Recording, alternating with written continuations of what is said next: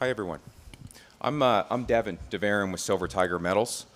I'm a mining engineer and have lived down at this project for 5 years. And it's exciting. It's the first time I can come up here and talk about construction. So a lot of this presentation is going to be construction, construction, construction. Forward-looking statement here quickly. Silver mine in Sonora State, Mexico. We own 100% of the concessions and it's 28,000 hectares. We have a team that has been in Mexico for 30 years. We've built 3 mines and we've sold 2 to majors, and Silver Tiger Metals is it'll be the next silver mine in Mexico. Institutional ownership, they've been with us since we started. We acquired this in 2017. We've raised just under $300 million and has put us in a position which we are fully permitted for the open pit and fully permitted for the underground of our project. Insider ownership is 2.8%. We have 558 million shares outstanding with 95 million USD in our treasury. So we have $95 million USD in our bank account. The project. The project's in Sonora, Mexico. Sonora, Mexico, 23% of their GDP is mining. 32% of all mining comes out of Sonora. So it's similar to it's like the Nevada of the United States. So it's a very positive mining jurisdiction. It's a great state to be in. And we've been there. We've been there drilling since 2020, early 2020. We drilled 160,000 meters. We completed a pre-feasibility study for the open pit, and we completed in January a PEA, a preliminary economic assessment for the underground. Our project is up in the Sierra Madre. It's 50 kilometers to the US border, 50-kilometer bird flight to the US border. It's 32 kilometers on strike, and it's 28,000 hectares. So it's a very, very large land package. We own 100% of the concessions, and we actually own the land where we are currently building the surface mine and the underground. Why we picked this up? From 1903 to 1932, the Americans went down and they mined 100 million silver equivalent ounces at an average grade of 2.5 kilo. Their cutoff was 1.5 kilo. The Anaconda went down in the early 80s and collected all their records. They sent them to the University of Wyoming in the States. We went up there for 6 months and we digitized all their records. And you can see here the black are the stopes. And you can see what they took. They took this much. They left everything else. We went down in early 2020 and we drilled over and around all this historical mine. In Mexico, there's no new discoveries. It's all old Spaniard or American mines, and we had to have this, and we picked this up in 2017. What I'm going to do is I'm going to break this down into 3 components. Number 1, the open pit. Number 2, we're going to talk about the underground. And then number 3, we'll talk about the blue sky. Number 1, the underground, or the open pit, the surface mining. It was exciting news in October of 2025. We received the permit for the open pit. And it was the first permit in Mexico since 2019, which is great. We started construction actually a couple months before that because we anticipated it was coming. But potentially in February, as our CEO says, the most exciting news is that we signed our EPCM contract, the Engineering, Procurement, and Construction Management contract with KCA, which we think is one of the best mining builders in the world. They have completed 90% of the basic engineering. We are fully permitted, and we have started construction 3 or 4 months ago. Our first pour, which is important, is in December 2027. We will do commissioning and our first pour in December 2027.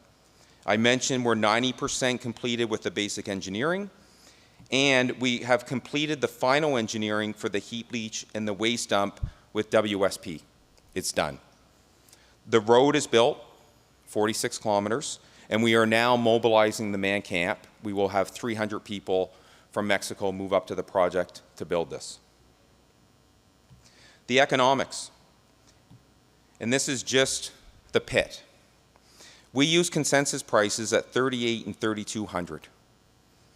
The life of mine is 9 years. Today's prices, it generates just under 200 million USD after-tax cash flow a year, which we'll put into the underground. We'll continue to push the underground as we continue to build this pit. We optimize this at 80%.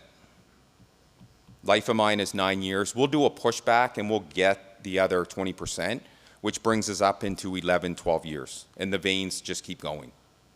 So extremely profitable.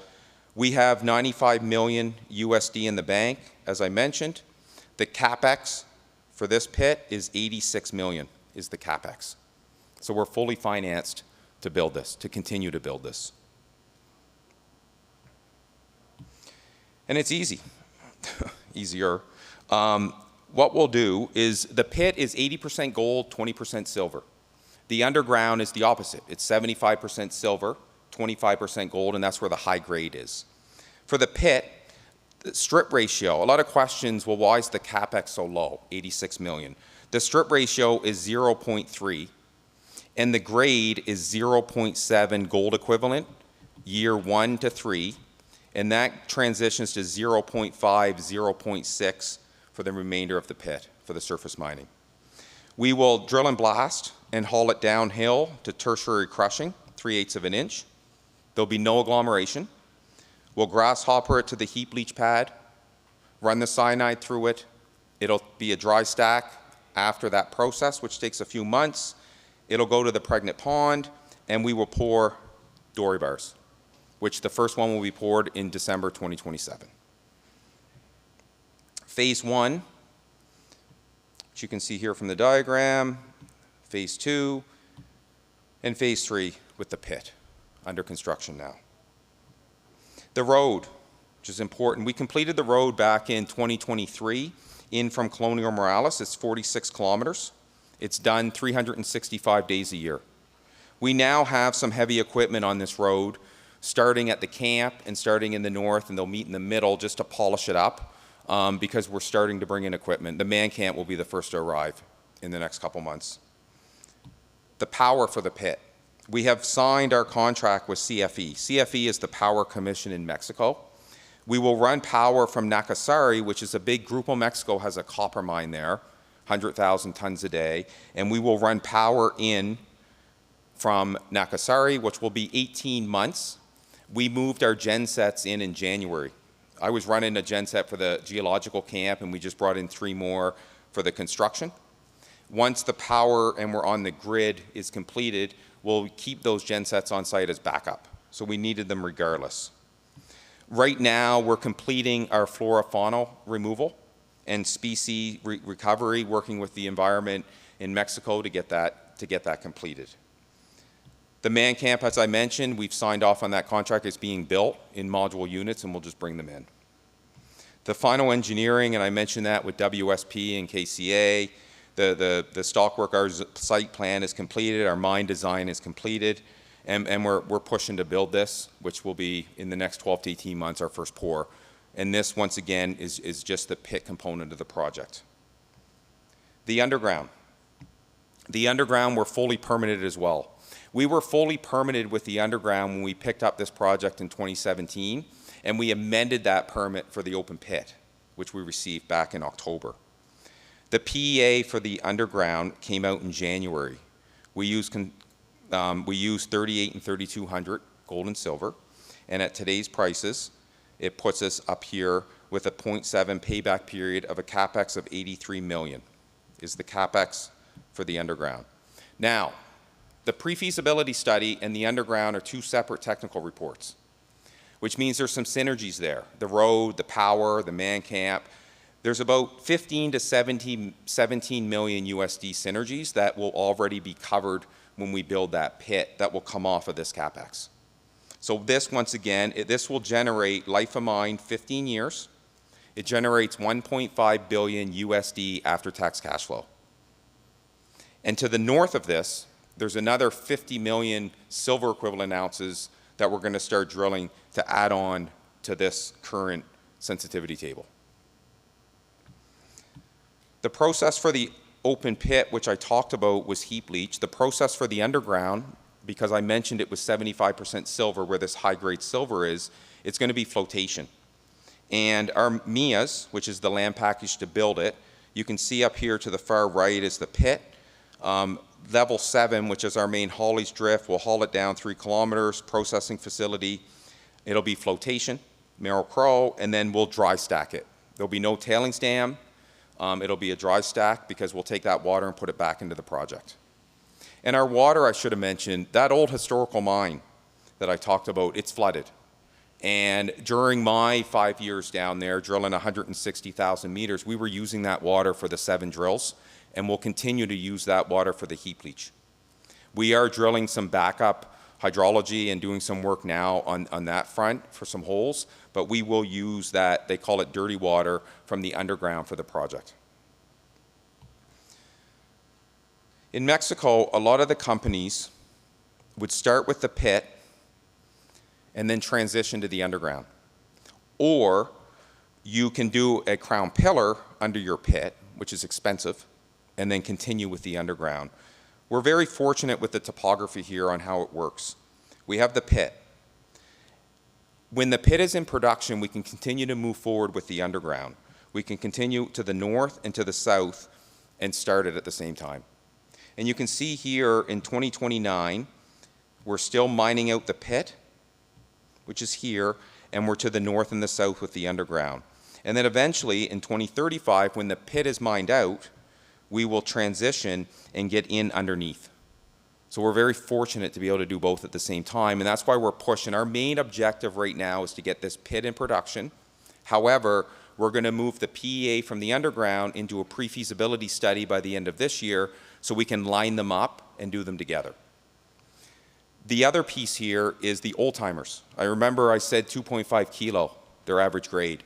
There's 100,000 tons of, they called it waste rock, outside the main portal that we will run through the mill that has grade. It's about 1 gram per ton gold equivalent. And we have 1 million tons of tailings, averaging about 1 gram per ton gold equivalent, with a 3-year supply there with tailings. So once we start building the ramps and getting the underground into production, we have a start that we can blend with that 100,000 tons and 1 million tons of tailings.